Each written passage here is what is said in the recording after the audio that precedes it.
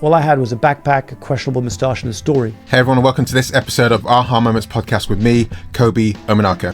Today's guest is Mark Leruste. That was like the aha moment. The aha moment was we all have a story worth sharing, and most of us are terrified of sharing it. Mark is a storyteller, brand coach, and podcaster. I met Mark first of all on the podcast scene back in 2015, back before the British Podcast Awards had even started. And he stopped me and he was like, "Can I be honest?" I was like, "Yeah." He was like, "That is boring. This is not you." And since then we've kept in touch and intertwined in each other's journeys. Mark is an amazing guy and I was interested to see what he's up to, and that's why I wanted to bring him onto this podcast to help me understand more about storytelling and help you understand more about storytelling too. Mark, it's a pleasure to see you again. How are you doing? Thank you very much for joining me on Aha Moments podcast. Thank you for having me. So it's been a while since I've seen your face, apart from on LinkedIn. Obviously, there's pandemics have happened and things like that. So, I mean, where have you been over the past 5 years? I know. Do you know what it was interesting? Before jumping on your podcast or your conversation today, I was thinking, I was like, I don't even know how we met. Like, I want to, like, honestly, like, I was thinking, like, it's been such a like long time, and we've interweaved into each other's life over periods of time. I was like, I don't even know how I met Kobi. Like, I know at one point you did some escape stuff, but I don't think that's what it was. Was it a co-working space? Was it like through the podcast that you did with Flixwatcher? Like, I can't, for the love of God, I can't remember how we met, like how our cross paths. It took me a minute, but I just remembered. So what happened was, because we're both podcasters and we were both in a podcast panel. Yes, with Emma Gannon. Yes. At General Assembly. Yeah, General Assembly. The podcast. It was called the Podcast Revolution. Yeah, and with Imriel Morgan as well, who now runs Content is Queen, for example. Yeah. And Matt Hill was chairing the hosting. Panel. And in the years before, coming up to the first ever British Podcast Awards. Yes. So we're on that panel together, and we just kept in touch, and we're like, yes. Oh my days, that is a long time ago. It is. Wow. Yes, that is exactly how we met. Thank you. I just, for the love of God, could not remember. I was like, I'm sure there was something before the podcast on Flixwatcher. That is how we met. Thank you for reminding me. And this is like, anybody listening or watching is just going, like, what are these? This is age. This is what happens when you're in your 40s. Your memory is just like, it's like this unbelievable blank. There's just nothing, you know? And I think what happened was then you came on to Flixwatcher. And that was recorded with Samantha and that was recorded in the co-working space where that I was at that time. Yes. And you kind of walked in the same way I did, and you were like, "This place is actually like, I like the vibe here. Yeah. I want to start working here." So like a few months later, I think you started working there. Yeah. Anyway, thank you for the walk down memory lane. Everybody's like, "Okay, guys, get to the point of the conversation." This is like, do this on your own time. Anyway, good to be here, man. It's good to finally connect. I feel like these days, maybe it's between men in particular. I don't know. Like the way that we catch up and connect is by recording podcasts. It's kind of like it's the now easiest it's in way. the diary. Yeah. We don't do emotions that doesn't come naturally as long as if it's not recorded. That's true. That's why we send each other voice notes sometimes on WhatsApp. We're like, "Hey, I saw this thing on LinkedIn. That was amazing. What did you do? How are you finding the engagement algorithm? Like tanking?" Yeah. It's anyway. Good to be here, man. In case anyone's wondering, the engagement is tanking for everyone. Even the biggest pod people, even the biggest LinkedIn people. Everyone says it's tanking. So at least it's all uniformly tanking. So that's the main takeaway we can take. We're all going down. Yeah. All going down together. Yeah. The captains are sinking with us as well. Yeah, so you moved to France. So we're both. That's it. We our lives intertwine with each other. If that doesn't sound too weird, but we're both in the similar part of London as well. Yeah, that's co-working true. space, North London. Yeah. Doing similar kind of things. Just being in the same area, and then kids happen. Life changes, that way, and then pandemic happens, and then life is like, okay, we need to really consider. So I've moved to the north of England. You've moved to France. Yeah. So what precipitated the move to France? Just more space? Yeah. So look, I'll be perfectly honest. I think it mostly was my wife was just like, because she's half French, half German. So she grew up in Paris, and her family are around Paris, and her mum was in Germany, but everybody's coming back to Paris. And so the combination of the pandemic and Brexit, actually, a lot of French mums in the area that I was in London, because after living in North London during the pandemic, we had a newborn and a toddler in our flat, and that was pretty brutal. Intense.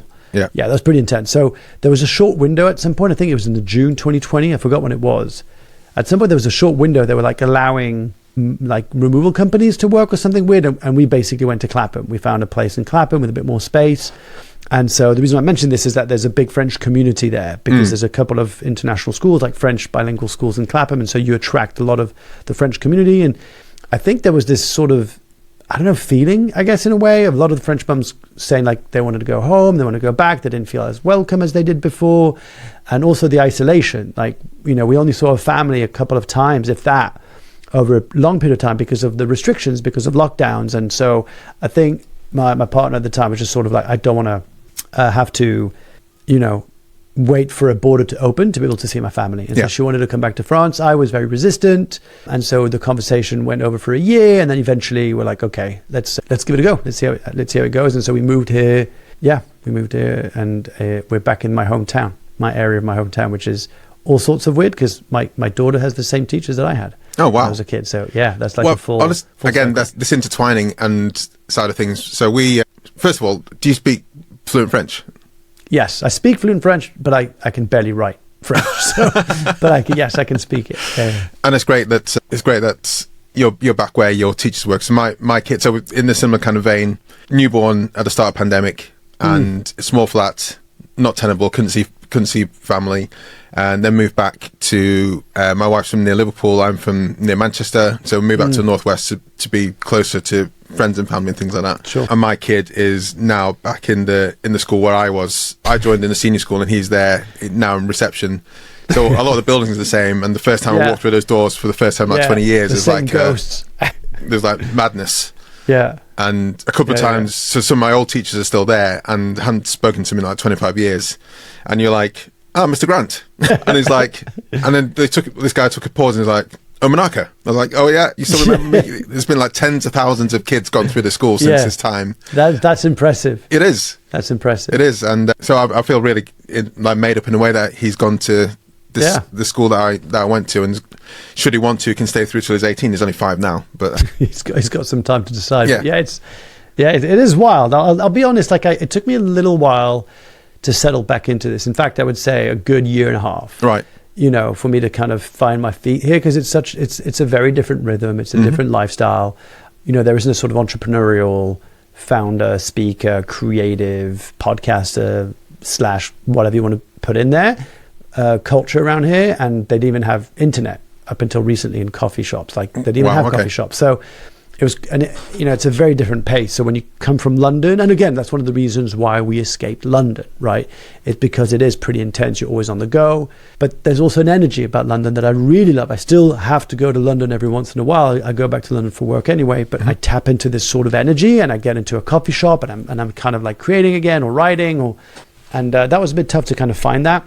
And look, today now we're recording from my home studio / office, which is amazing. Up until then, we were sort of in a flat and on top of each other and all this stuff. So it's just been a bit of a journey, and I'm learning to appreciate, the way that I described it to someone recently.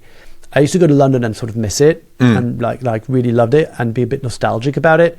A bit like when you have an ex-girlfriend or an ex-boyfriend or an ex-partner, where you sort of reminisce about the good times and you sort of forget about all the bad times. And then eventually I went to visit. It must have been about maybe 6 months ago or something like that, maybe a bit longer. I went to London and I was like, I'm happy to just visit. I wouldn't want to live here again. Yeah. And like I moved on.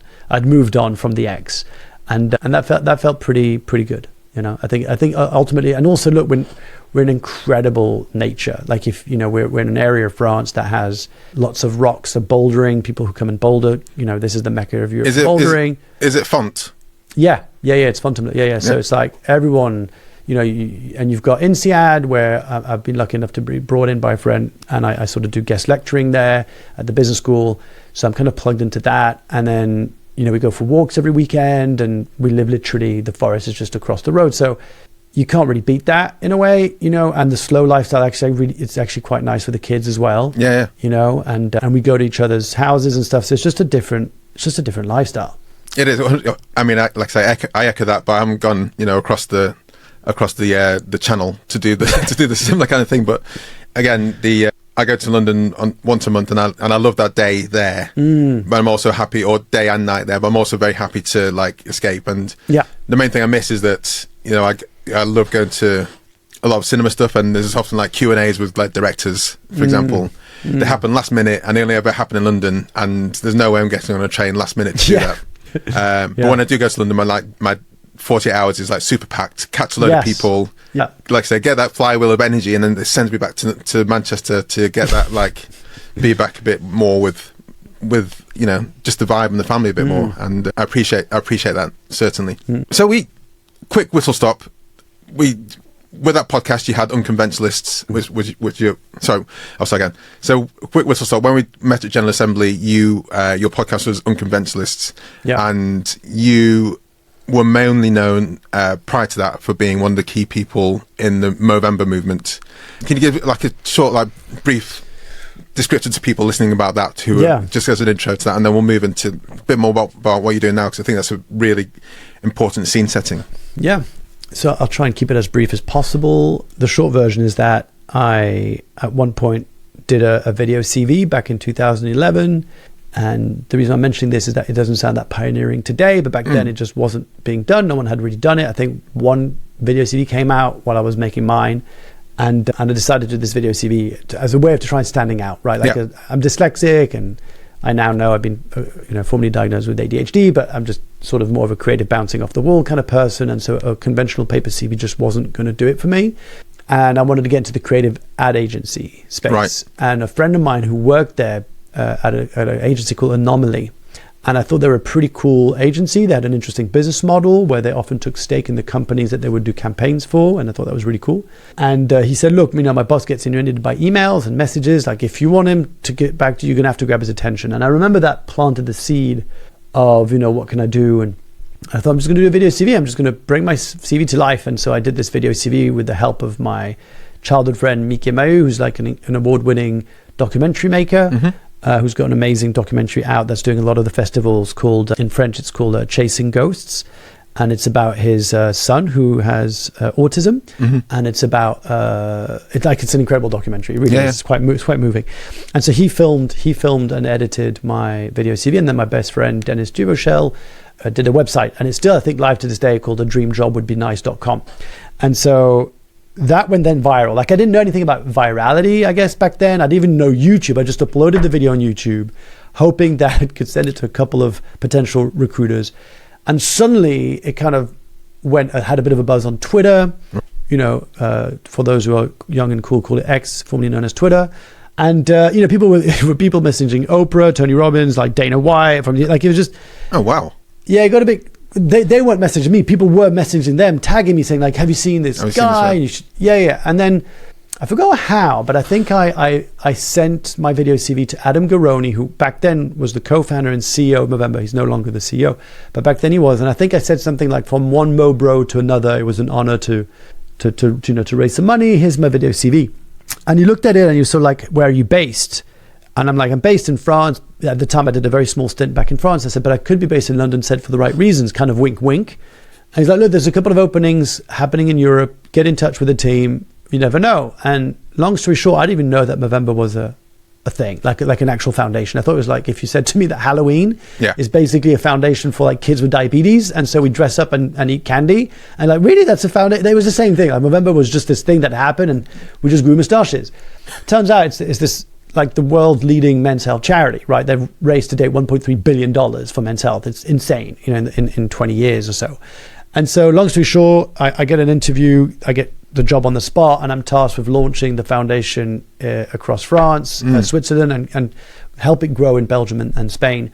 And yeah, I did that for 4 years. It was like an incredible adventure, just generally like some of the best years of my life. It's like dog years, where back then when it was like a startup mentality, we used to do so much and everything and anything. And like, anyways, it was pretty amazing. My team and I raised 2.8 million euros for men's health.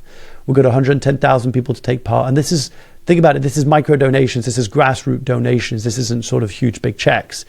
So it was a lot of work. And what I realized then was that all I had was a backpack, a questionable mustache, and a story. That's it. Like, I had Movember's story, like how it started, but I also had my story, sort of why I was really engaged with the cause, because I went through a bit of a situational sort of depression in 2009. I was really low, and I discovered Movember in 2010, I think it was. And it was like these guys sort of growing a mustache, having fun, doing good, take care of your mates, talk about your health. And it was done in a way that really spoke to me. And so I really appreciated it. And so I was very dedicated to raising money for the cause. And in 2012, when I launched Movember France in Paris in September, I'm at this bar. I'm in this bar and I'm doing the presentation, like, hey, this is the foundation and here's what our goals or visions and what I hope we can achieve in France and why you should care, basically. And at the end, during the Q&A, one of the journalists for like a leading media in France asks me in front of everyone, like, oh, cool, but like, what made you want to join Movember? Like, why did you, quit what sounds like a reasonable job for this? And I remember very specifically at that moment that I had like this decision. It was one of these weird cross moments we have, I guess, in our lives, where on one side I could have just gone like, hey, it's a great foundation, it's a great cause, and I could just double down on like the foundation itself. Or I could actually be honest and say, the story where how I had a really tough time, how I struggled, and how it helped me find a voice and blah, blah, blah. But I was terrified of that. Because while I was going through this situational depression and I was struggling to get out of bed in the morning, I didn't want to go out. I'm a pretty social extrovert person. Yeah. And I just didn't want to hang around with people. I'd go to bed really late, got up really late.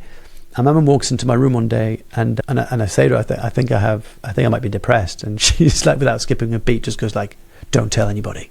Oh, wow. I'm like, what? And I'm like, don't tell anybody. I'm like, not even Dennis. Dennis is my best friend who I told you about, who helped me with the website. I'm like, why not? She's like, because no one will ever give you a job. Now, I want to say this. She said this because she was really caring. She didn't know better. We've had loads of conversations. I talked about it in my book, Glow in the Dark, about this thing.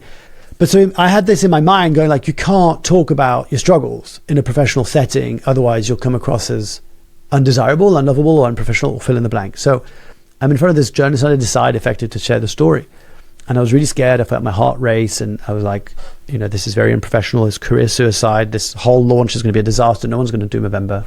And instead of, disconnection, what I got was connection. This guy at the end came up to me called Matt and he said, thank you for sharing your story, because I never really heard another guy talk about their struggle openly like that. And I went also through something like that and I'm going to take part and I'll get my friends to take part. And that was like the aha moment. The aha moment was we all have a story worth sharing and most of us are terrified of sharing it. And we have this sort of irony around, if I share my story, then I need to make it all about me and become the center of attention, when it's not. It's actually about the people you're trying to serve. And that's where the Storycast was born. And I then sort of went off and helped companies and leaders and founders tell their stories in a more compelling and effective way. I'm sure you've read, so I don't want to ram it down your throat, Sapiens. I haven't. I haven't actually. Okay. I've got it. I've got it. Sorry for the creaky sound of my chair. I've got it somewhere. Oh, it's there. It's behind your Funko Pop doll. Yes. The blue. Yeah. So Sapiens. That was the first place I had that understood the concept of why the story is important, and that it's almost embedded into our evolution. In that you tell a story like, Jeff just fell down that well. Don't go down the well. Yeah. There's a well over there. And that tells everyone like what they need to know. But if you just say there's guys, don't go over there, there might be something you might fall into. It's telling the same kind of situation, but the actual the emotiveness piece part of it is really important. And that's that kind of storytelling thing is something I'm really trying to get the grips with, and I'm kind of fumbling through a bit on LinkedIn and trying to and that's something I'm trying to fumble through a bit with what I share on social and on websites, is like telling the story. It's like, why should people listen to me? So people like yourself, there's Jeremy Connell Waits, who talks about telling stories a lot, and so I'm really kind of hooked in as like, okay, how do I tease these things out? So I love that. That's a preemptive aha moment. If you want to ask you the 3 questions at the end, sure, let's feel free to dig into that a bit more. But I remember there's a TV show I watched, and it was telling the real story of a zoo, and the zookeeper was saying about how these chimpanzees in the enclosure were really, really smart and really intelligent, because at one point they'd put up electric fencing around in the compound to keep them a bit more fenced in, but also let people see them a bit more clearly. And it tells a story about one of the chimpanzees getting zapped by the fence. But since then, no one else in the troop got near that fence. And I was like, holy shit! And that was after reading the Sapiens book, and that was me thinking this is like at such a base level that it is in the DNA of so many animals and so many species around the world, and certainly in humans, that I need to kind of understand it a bit more. So Look, I can break down storytelling in like one sentence. I think sure. most people overcomplicate it. You know, people make a lot of money from complicating it, but effectively a story is about a character who wants something and needs to overcome an obstacle to get it. I mean, that is the basics premise of a story, and you need two elements in a story. You need an intention and you need an obstacle. Every story is built around that. So it's kind of like when I go into companies, right? We want to have an aligned and engaged team, but we don't. And so the final piece is an outcome, right? So it's intention, obstacle, outcome. And an outcome can be a happy ending, it can be a sad ending, it can be a lesson learned. Mm-hmm. And that's it. Like I literally went to my daughter's teacher, who was my teacher when I was a kid, asked me to come in and talk about being an author during World Book Week a couple of weeks ago. And I've actually got it here. I'll show you. So I did these cards for people who are listening to this, and if you can see it, I did these cardboard cards. Yeah. And to sort of teach them like the basics of storytelling as a really simplified version, and the kids get it instantly. Yeah. Like they can write stories, they can explain stuff, and I think it's also, there's lots of different stories, right? You can break down, but the example you gave about the monkeys is an interesting one. It's like, do you know how they used to train? Well, some places they still do it, but how they used to train elephants to sort of stay within reason of a circus? You know, like how they would actually make them obey. Yeah, I don't know. When they're sort of baby elephants, they'd put a chain to their feet, and so they got used to this idea that they can't run away. But by the time they remove the chain, the story is so anchored within their brain that they don't even think that they can run away with, because the chains in their mind are still there. And I think that's just a powerful reminder that, some of the stories that will shape our life are the stories we tell ourselves, about what we can or cannot do. And I just love. I'm not like, for example, Jeremy, right? He's a master, like Jedi at story structure, right? Like decomposing stories and stuff. What I focus more on is like the human element of storytelling. So it's sort of like, how do you get people to pay attention to what you have to say, share, or sell? Yeah, that's what I geek out about. It's kind of like, how do I? So I just came back from Nike, for example, where they asked me to come over and deliver a leadership session on part of their program for a lot of their impact leaders who work in a lot of these amazing non-for-profits and charities around the world, helping girls to get more into sports and kids and kids who, who've lost a leg or both legs, and it was really to help them, like, how do you tell your story in such a way that the world pays attention? And that I love the element of the human side of, like, how do we tap into the humanness, I guess, and really get people to pay attention and care. And it's like, it's trial and error, but I'm grateful I get to do this work because it's pretty wild. Well, it's not even human. It's like, I discuss it's like animal-based instinct. Yeah. Primal. Yeah. Primal. There we go. That's the word I'm looking for. And that, by the way, and not to go on a tangent, but I think, a lot of people are talking about adolescence, right? At the moment, it's kind of the zeitgeist conversation for the last few weeks. And the TV show Adolescence. The TV show. Yeah, sorry. Yeah, on Netflix. And what was interesting is when I was watching it, and this happens, by the way, I've got a confession to make. I don't think I talk about this openly, but when I go and see a play, or when I go and see a speaker, or when I go and see a show, I spend most of my time looking at people. I don't spend a lot of time looking at the person on stage. I'm fascinated by sort of how people respond or what gets people to pay attention, right? And when I was watching Adolescence, I was looking at it from a technical aspect, how they created this sort of tension, and I thought it was a masterpiece. It was a masterpiece of storytelling. I think they're also the interesting piece of it that they did is that they didn't take a typical approach to storytelling, in the sense that they didn't necessarily have a moral, they didn't necessarily have a preaching sort of message, and they also flipped. For example, I don't want to give away too much for people listening, so spoiler alert: if you haven't seen it, you might want to fast forward the next 30 seconds. But what I'll say is the fourth episode is really based on the family of the perpetrator, right? And usually we often focus on the family of the victims, rightfully so, right? But we very rarely see the impact of what happens on the family. And I thought that was a very interesting switch. Again, we talk about storytelling. The point for me of the show, and we could all argue about this, was that it could happen to anyone. It can happen to you. And it's not about the parents' fault. It's not about, it's just a sort of a societal approach on how do we get here. And that is through a story. I mean, I haven't seen a Netflix show, I think, correct me because you're the expert, but I don't think I've seen a Netflix show that has translated into so many conversations, even in Parliament. Well, right? it's crazy how, I mean, these guys, for me, like Stephen Graham, I've loved him since watching him in Snatch. And yeah, it's just like right. it's just a little bird of Scouser to me. Is that a gun, Tommy? Yeah, exactly. Is it Germans? Protection. So for me, it's just this like wily Scouser guy, and it's co-created something that's like, I'm hearing it on podcasts in the States. Yeah, and they're like having whole like episodes about it, saying, we need to talk about this show that's come from the UK. Yeah, and I'm like, wow. I mean, they've got, in the States, they've got other problems, but also they've got the same problem. And I'm hearing across other different countries, and it's Netflix's biggest show for ages because of the story it's bringing. And governments are talking about, and schools are talking about making sure that the kids watch it in school to understand what's going in there. When you said technical, my mind went to initially how the one-shot nature of it has fucked people in, but also I think the technical part of it is also, as you said, is like, it's the way it's focusing on the family and the whole construction of the story, the technical construction of the story as well, kind of combines together. The arc, the arc of the story. And also, you've got, I mean, I've been involved in a very small TV or stuff like production, right? And I've been around people who make films or documentaries.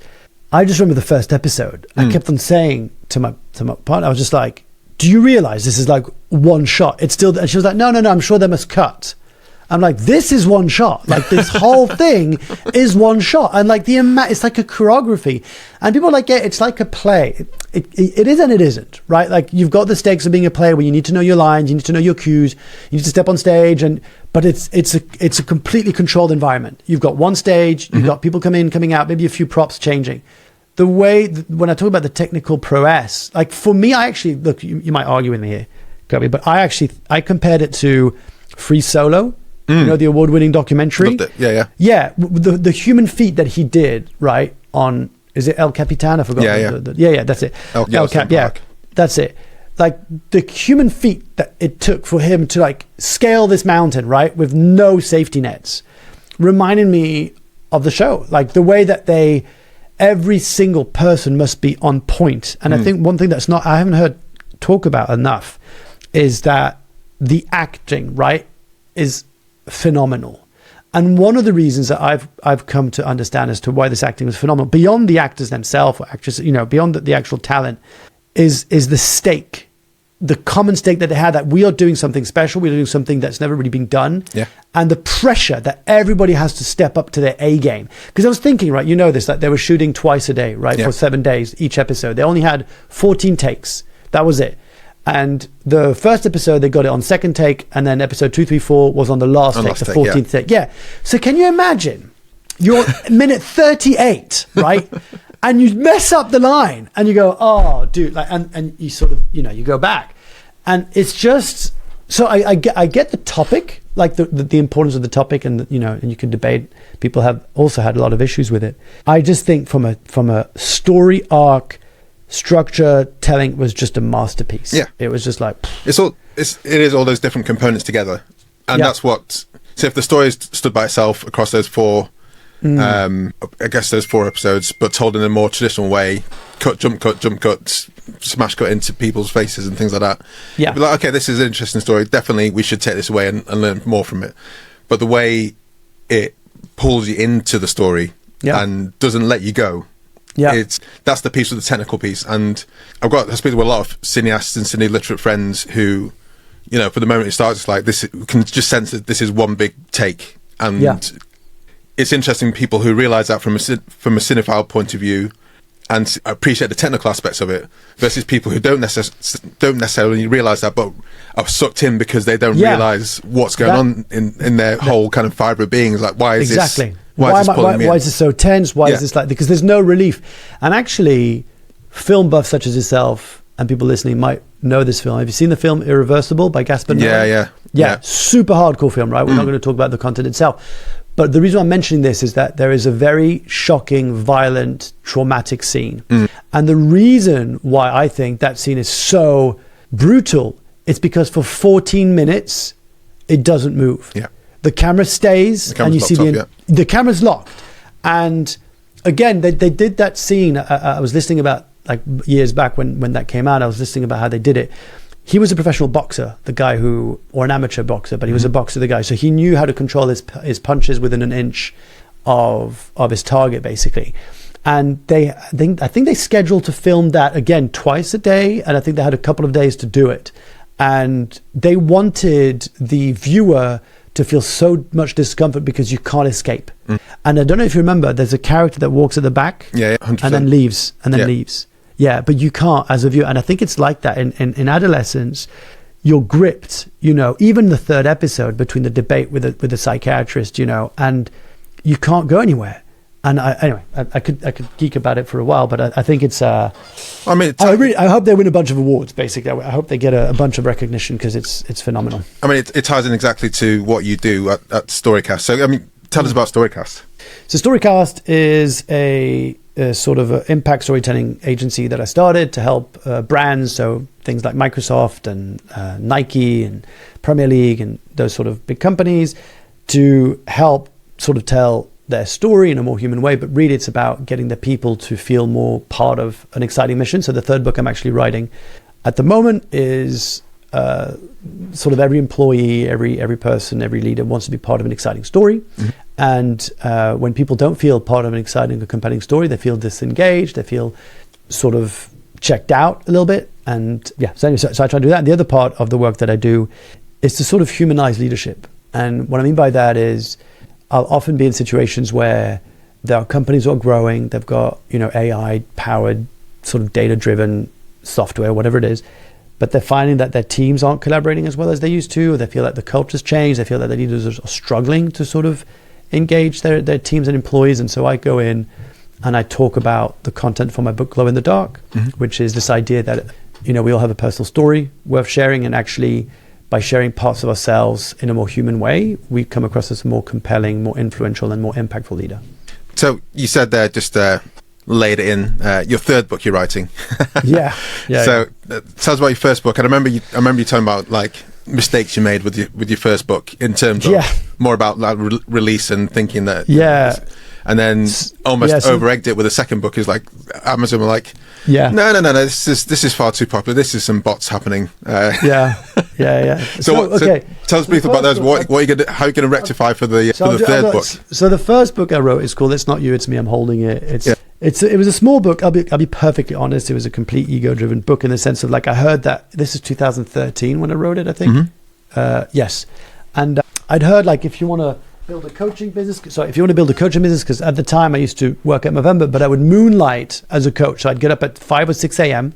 to coach people in Vietnam, and I'd go to bed at 11 o'clock coaching people in LA. Wow. And on top of this full-time job at Movember, right? And so I wanted to try and build a coaching business because I really loved the idea of creating space for people to sort of reach their full potential and get over their saboteurs and limiting beliefs, that kind of stuff. And so I wrote that book, and it was self-published. I wrote it, found my own editor, found my own book cover designer, the whole project was very intense. And look, I talk about this because I just want it to be known for other people going through this process. By the time the book was published, I just wasn't really proud of the content. I felt like I had spoken about parts of my story, but not all of it. Like I'd left out a lot of the real difficult parts, if I think. And then, you talked about my podcast, The Unconventionalist, that I launched in 2015. The genesis of that in a nutshell was I got nominated for being one of the 50 most inspiring people of London by an initiative of the City of London, like the Mayor of London, with Inspired 50. And I was just like, this is a mistake. I legit, when I got the email, I was like, no, you got the wrong guy. And I actually said to the audience, like, no, I think you got the wrong guy. Like, no. And I was like, but why? Like, I just didn't understand. So I remember going to this event, and I asked my friends and clients to come with me, because I thought if I arrive with like a gang, a squad, they're not going to kick me out because it'll be too awkward. Wow. And so I walked in there just thinking, and I was seeing all these other people on the list. These people have done incredible things. And I was just thinking, what am I doing here? And I started talking to the other nominees, what do you call them? I don't know what you call them, people who are listed. Anyway. Oh, the people in the cohort. Yeah, right. So like the people who did 50 most inspiring that year of London, and I'm speaking to them, and every one of them, except maybe for a couple, but most of them were just like, I don't know what I'm doing here. And I was like, that's insane. That's nuts. Like, I know why I'm not here, but like, why are you saying that? And through those conversations, I realized, we all navigate self-doubt. We all have moments of just feeling like we're inadequate or imposter syndrome, whatever you want to call it. And I remember sending an email to the whole cohort going, hey, on the back of the conversations last night, I'd love to launch a podcast because I think a lot of these conversations need to be heard. You know, I was coaching people who were telling me that they wanted to achieve this thing. And I would speak to the people who had achieved this thing and who were telling me how much they were struggling. And I thought, why are we only showing this part of success, right? Air quote. And I think back then, a lot of the podcasts were mostly North American, if I'm being honest. Yeah. A lot of the interview style podcasts were North American. And I felt like I wanted to have a more real conversation. So I say this jokingly, but the Unconventionalist podcast started off as what the Diary of a CEO became. So I used to interview people about their stories and they used to cry. I just didn't have the vision, the drive, the commitment, the resources, the whatever you want to call it, that Steven's managed to do and exceptionally well. But that was it. That was really what I did. I used to interview people about their stories. And through that process, I started picking up on this other sort of phenomenon, which is I would interview these people about their stories and I was inspired, I was moved. And I would say at the end, like, have you ever shared the story before? And a lot of them would say no. And I'd be like, but why? You know, and it was crazy to me because I was getting messages, DMs or emails from listeners going, I just heard the story of X. It really inspired me to do Y. Or I've heard the story of X and I've bought their book or I've joined their waiting list for their software, whatever it was. So I had a front row seat of what happens, the correlation between people who opened up about their struggles in a way that served others and how people connected with it and wanted to buy from them or join them or work for them. And I kept on going like, why are people not doing this more? It's a bit, I don't know how to explain. It's like a scientist, right? Like if you come across this new finding and you go like, why are not more people doing it? So I started asking all the guests, like, why are you not sharing your story? And then I identified there were 9 story blockers that got in the way. Okay. Right. From, I don't think I have a relevant story to, I don't know how to tell my story in a way that feels safe. I don't want to upset people, that part of my story. Like all these sort of blockers, right? Is one of them, I don't want it to be all about me. Yes. Yeah, absolutely. So I don't want to come across as self-centered. Yeah. I don't want to come across as I'm using my story. Yeah. Right? So all of these, like 9 story blockers, there's more, but I basically blocked them into these nine story blockers. And I started toying with the idea of like, how can I get this message out to more people? Because I really, really believed in it. And, my Movember story where I didn't want to share my story. And then when I shared my story, everything clicked and connected. And so did my TEDx talk. It got 1.3 million views because I think I was just very honest about some of the stuff. And that was about being the kind of purpose. That was like influencer, like on the outside being an influencer, entrepreneur, and people said you must have the best life. I really love the way you started that by taking a selfie of yourself. Yes, that's one for the gram, and then went into the story about like that. Yeah, it's one for the gram. Also, it's not really. Yeah, and that I've got to give credit to Amrish Shah, a friend of mine, who, when I was practicing my TEDx talk, I practiced it with him on. I remember we were in Hampstead, like the Hampstead Park or Forest. I forgot what it's called now. Hampstead Heath. Hampstead Heath. Thank you, man. That's C40s brain, just like butter. And I remember just practicing it with him, and he stopped me and he was like, "Can I be honest?" I was like, "Yeah." He was like, "That is boring. This is not you." Like, because he'd seen me at uni, and I used to be in plays at uni, and I was often like the sort of the city sort of funny role a little bit. And he's like, you've got way more in you that you're not showing, and you need to just really exaggerate this whole entrepreneur / influencer / founder. And so I'd practiced a few times that intro. That if you're listening to this or watching this and you go and see my TEDx talk, you've got to keep in mind that when I did that intro that I did in front of people, it bombed. Not like some people just wouldn't laugh or it was just weird. And so I remember Julie, my partner, she was in the room pregnant with my daughter, our first. And she said to me, when you got on stage, I was holding my breath when you said those first few lines and people laughed, and I relaxed, and then you're going to be all right. And so, I go on stage and I make a parody, basically, because when I talk about stories need to have a hook. So that was my hook. It was kind of a bit of a parody of like this persona. And then I switch into, actually, this is what it's like sometimes. Like I tell my friends I'm crushing it and I'm too busy, but actually it's because I don't know how I'm going to make, my mortgage this month, or I feel like, anyway, So yeah, and all that, so all the stuff that has story, and I end up getting a literary agent that believes in the project, shop around the book. We get a couple of offers. I'm not going to lie, most of them were like, no, you don't have a big enough platform, you don't have a big enough name, you don't have enough followers. But got quite lucky, and a couple of publishers sort of put their name in the hat. I think I had 3 offers in the end, and then I went with a publisher who I felt really got the project. And the small story is that originally the title was From Imposter to Impact. And the book was about imposter syndrome for entrepreneurs. It was very much like how to overcome imposter syndrome for entrepreneurs. And I started writing it, and eventually I was like, this isn't the book. I didn't feel like I had the legitimacy to write that book. I didn't want to be known as the imposter syndrome guy. What I was really excited about was the story. And so I repitched it to the publisher, knowing that they might pull the contract out and I have to refund them the first advance settlement. But they were very brave and trusting me, and they're like, yeah, okay. And so I went to work and wrote the book, and then, Glow in the Dark sort of was born, and with the metaphor of this idea that when you share your story, you become a beacon of hope for people who feel, hopeless, or that you can stand out in a sea of noise in a way that is of service, not in a way that is self-centered. And I did a campaign to try and launch it, and what the story you were sort of referring to with Amazon, which is, so you're gonna enjoy this, because I know you used to be, I don't know if you still are, but used to be like in productivity hack and growth marketing, all that kind of stuff. So I'd found out that the way that Amazon calculates its best-selling list is in brackets of 4 hours or something like that. So they sort of calculate within, I think it's every 4 hours, they sort of recount the number of sales that you have, okay? And so the launch day was, I want to say 3rd of December, 2022. I could be wrong. I need to go back, but it's about that. And so I said to my friends, to my email list, to my clients, to everyone, was like, look, if you want to support, if you want to buy the book, please buy it in the lead up, because the way that bestsellers list on Sunday Telegraph are done are like they count from Thursday to Saturday, and every pre-sale that you made. And so I was like, just buy my book. And on the release day, if you could just get a book between it's going to open up at 8 a.m.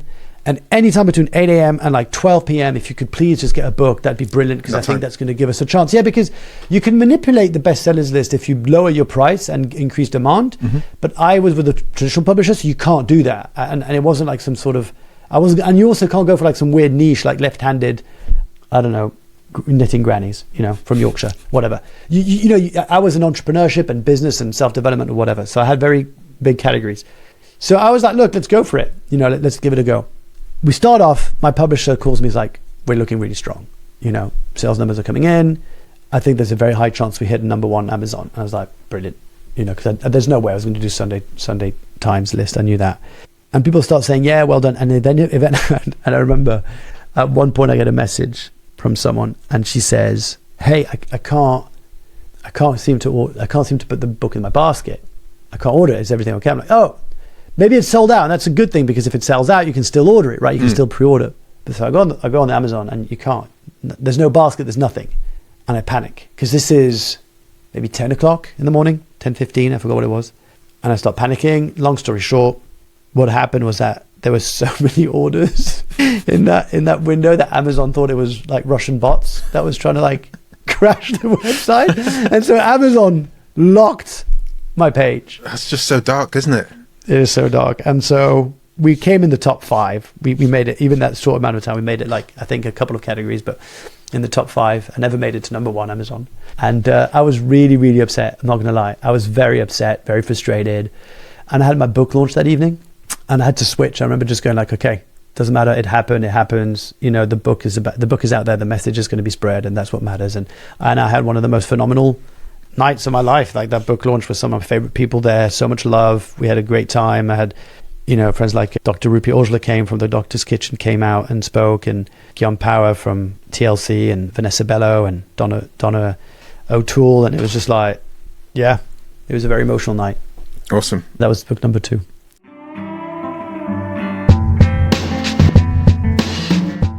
Well, this is called Aha Moments Podcast. We're going to get to the 3 questions shortly. Sorry, I can't remember what I was going to ask you. 40s! I tell you, I don't know if you're in your 40s, Kobi. That's what happens, But I'm telling you, it's like my brain is just going to absolute shit. Well, let's go to the Aha Moments questions. Yeah. So this is the Aha Moments Podcast. So for people listening for the first time, I'm going to ask Mark 3 questions related to Aha Moments. So the first one is, can you think of, and you may have talked about it already, Aha moment you found for a client or customer in service or product or company you work for? Then how did you get to that? How did you get to or shepherd them to that point as soon as you worked out what it was to get them there, make sure that they had their aha moment within your services? So I don't know why this example comes up, I'll be honest, but I'll just go with it. So a client reached out to me who wanted to become better at connecting with their audience when they spoke on stages or ran sessions or, being with teams, etc. And so back then I used to do sort of a boot camp, like an accelerated boot camp, where I'd spend a day with leaders and I would just go through their story, unpack their story, interview them a bit like this, and then sort of map out some of the key moments and help them see how the dots connected and how they could have a more powerful connection with their audience that would get them to sort of get people to pay attention, basically. And I remember, he was sort of going through his life achievements, and it's someone who has excelled pretty much at anything he's done, right? So when he was a young boy, he was in the choir, and that choir got like a platinum gold disc, that they sold. And then he was competing for Team GB under 21. Oh, wow. At the Olympics. And then he went into the army and sort of went up the ranks and, got, honors and saved some of his fellow countrymen and women. And so he was a bit like the superhero, right? Like he sort of, there was just something that I was just like, there's something there. And I remember just going, just tell me about your childhood real quick. Like, tell me about what it was like growing up and stuff. And eventually he tells me that when he was younger, he had a father who had problems with substance abuse. Mm-hmm. And I believe it was drinking, but I could be wrong.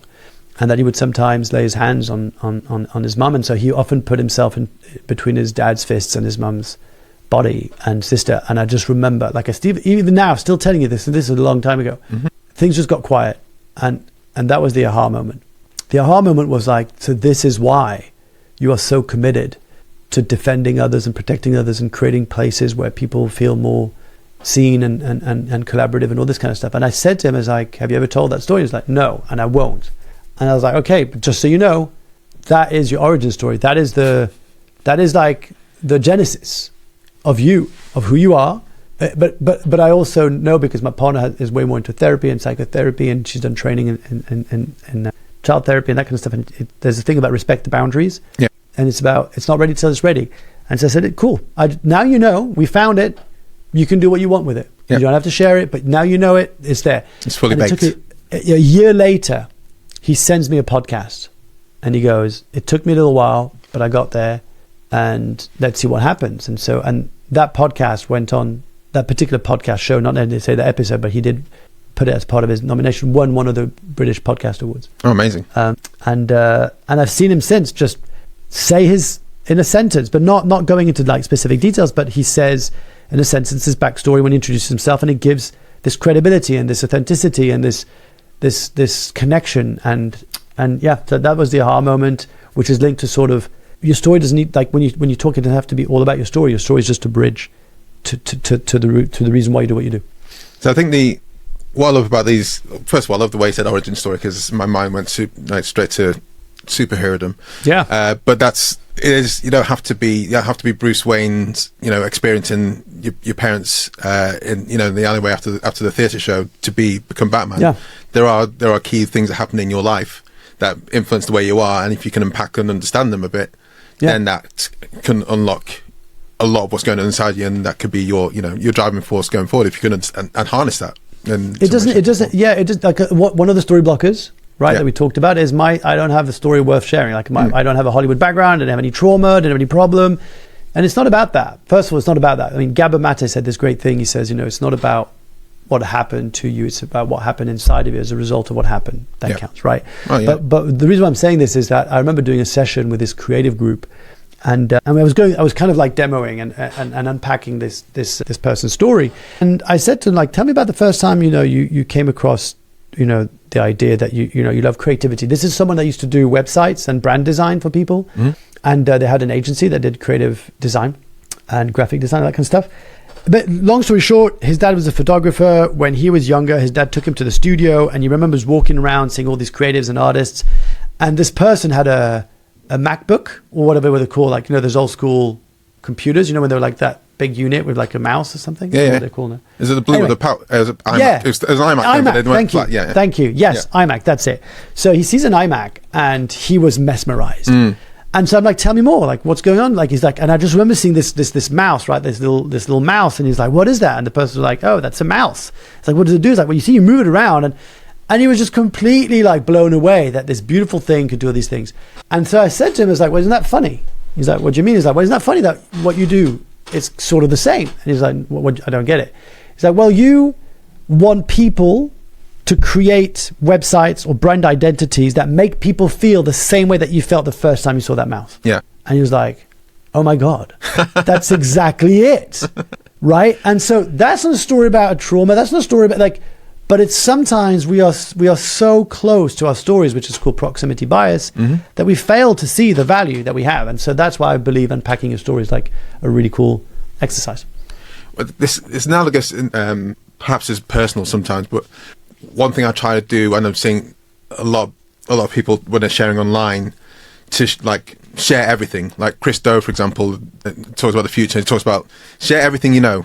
If people want to buy from you, if they want to work from you, they'll buy into you because they know that you're the expert. They know that they see it in you. If you're withholding, people can tell that, and people are going to buy from you. Going to buy from you.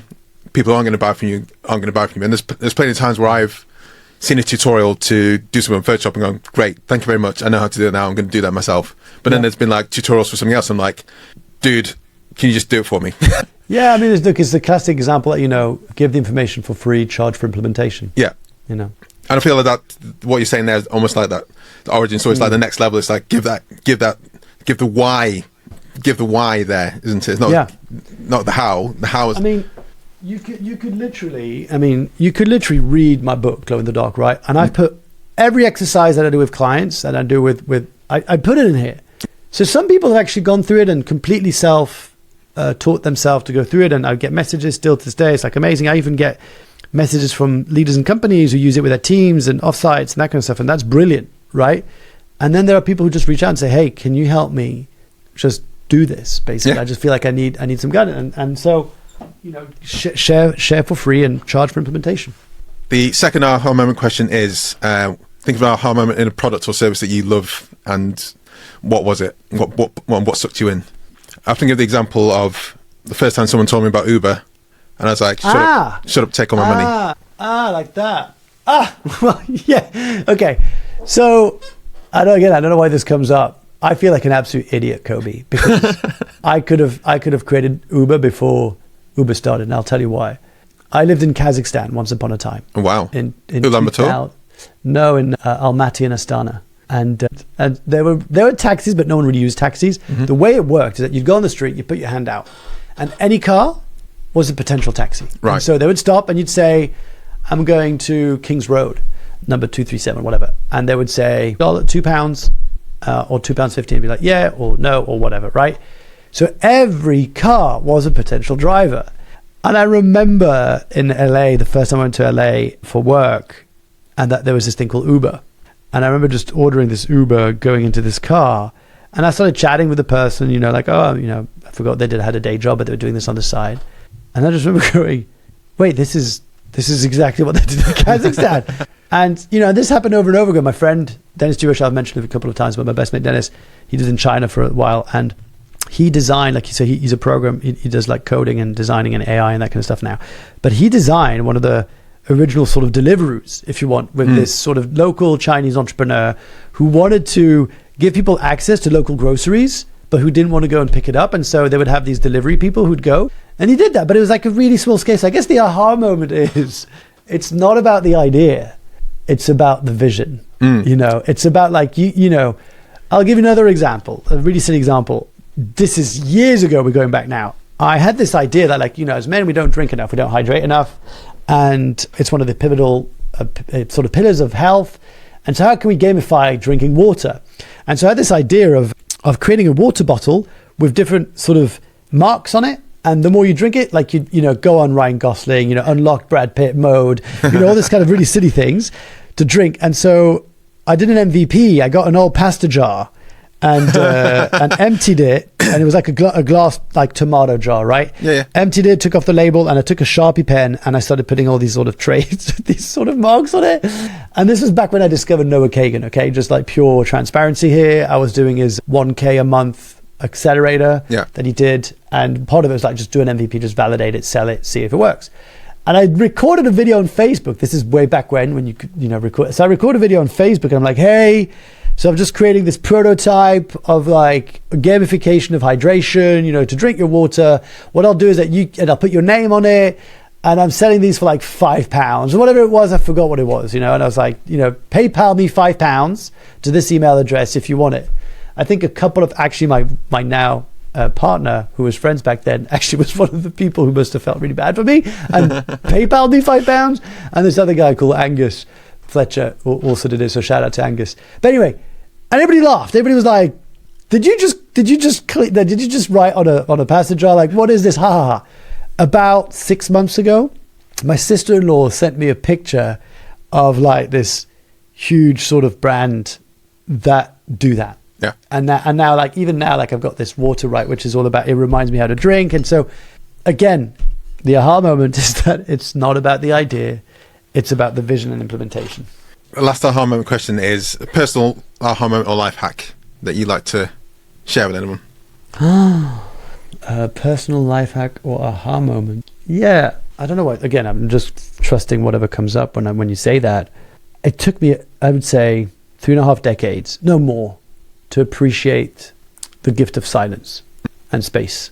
Yeah, as someone who's got ADD and dyslexia and all this kind of stuff, I'm often always doing. And I remember 2015, I did this sort of leadership program over 10 months, over different sort of resident programs and stuff. And one of them, without giving too much away, involved being in silent for 24 hours. Right. And it was my worst nightmare. That we had to hand in our phones, where there was no technology, no eye contact, and no words for 24 hours. And I remember the anxiety and the panic attack at that idea. And I was like, but I can't, because I need to get my alarm. How am I going to be able to be on time? And I need to text my girlfriend and like my ex at the time. And they're like, you good? You'll be all right. And dude, I remember like within an hour, like I'm not even joking. I've never shared this, but this is true story. Not even within an hour, I want to say half an hour or 40 minutes, whatever it was, I find myself in this room and I break down into tears. Wow. And I think I had been so adamant to avoid being with my own feelings and discomforts that I'd spent my entire life running away from them.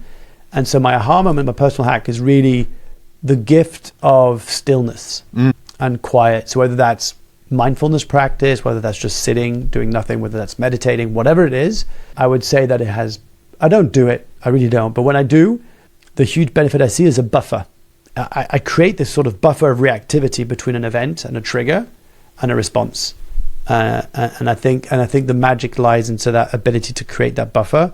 And so, yeah, the life hack would be try and have moments of stillness in your day. And I know, you've got a young kid and, it's not easy as young parents with young kids, but yeah, that would be the aha moment. Dude, that's amazing. Are you happy for people to get in contact with you on LinkedIn and via your website and things like that? So LinkedIn is where I hang out the most. As you know, I go from like posting every day to burning out and then disappearing for a week or a month and then going back. But yeah, I mostly shared.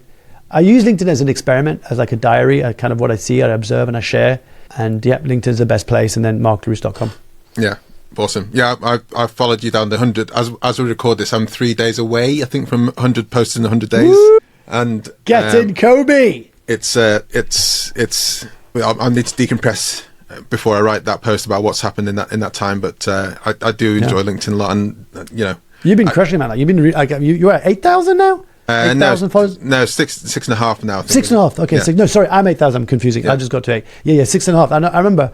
But it's mad. Like you've grown super fast, and I really enjoy your mix of tips, like your carousels, how you mix things up, like humor, and I think I think anybody who wants to sort of learn more about you should 100% be following you on LinkedIn. Well, it's all about you. This is me talking to you and taking your time and sharing it with the world. So, Mark, thank you so much for being on my podcast. It's been a pleasure to reconnect, and we've got, I think, there's many things I want to talk about to you about, because again, many parallels. I'm just looking at your background. I know you've curated that in the same way I've kind of looked at mine and created it. And I've got the same. I noticed I've got the same. I think it's the same. Is it Polaroid? It's a Polaroid camera. Yeah. I got the exact same. Yeah, I got it for my birthday. They gave it to me for my birthday. It was really cool for my 40th. There was a couple of Polaroid cameras basically going around and people taking pictures and then filling out a book and stuff. So it was really cool. And also that painting, where is it? There is from Vanessa Bello, my friend, who's an amazing artist and also an amazing facilitator and speaker. It took me a little while to be honest, to kind of, and I haven't finished actually. I still need to finish the top shelf on the left. But no, I love it, man. I created my sort of little den, my creative space, and I feel very grateful to have it. And this is something that would have been a lot more difficult in London in that. Impossible. And my flat was the size. Like, I'm not even joking. My flat, I think, was the size of the office. Almost. Yeah. Cheers, Mark. Cool, man. Thanks everyone for listening. Thank you, Mark, for joining me again. This is probably the longest episode I've recorded of our Harmonious podcast, and I probably could have spent a lot more time talking to you as well. We just need to catch up and go for beers or a cup of tea or something like that. So next time you're in London, next time you're in the UK, then give me a shout. Likewise, if I ever go to France, I'll come and see you. Guys, if you're listening or you're watching, thank you so much for listening and watching. Please do like, subscribe, comment below if you're watching on YouTube. Leave a review if you're on Spotify, Apple Podcasts or Pocket Casts. And please share with your friends, share with one friend, share with one family member, share with one colleague, because that really helps this podcast get out to a further audience and help help me out, basically. I want you to help me out. Mark's really keen for you guys to get in contact with him. His book, Glow in the Dark, is available now. His first book, I don't know if that's available, but if you go onto Amazon and click on Mark Leruste, then you'll be able to find all his books. But Glow in the Dark, get that right now. His third book's coming out soon.